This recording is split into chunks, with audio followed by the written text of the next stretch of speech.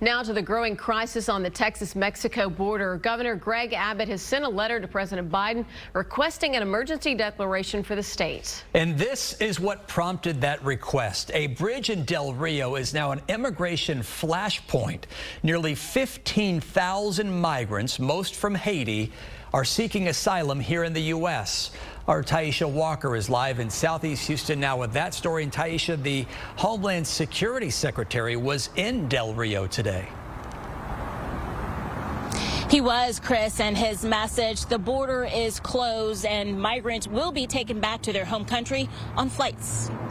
Governor Greg Abbott wrote a 5-page letter to the president asking Biden to declare the flood of migrants at the southern border a federal emergency.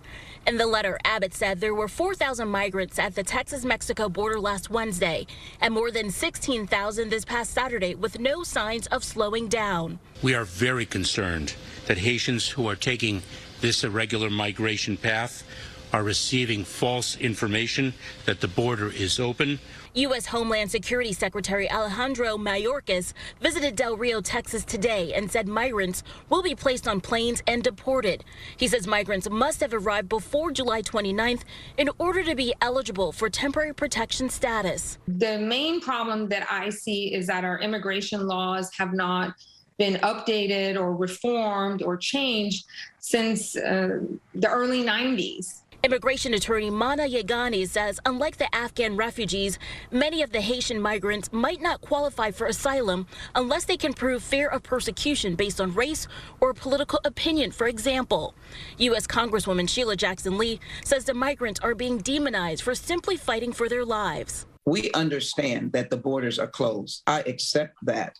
But I don't accept the fact that all we have as a solution is mass deportation. Let's provide them with a court date and as well an opportunity for an asylum.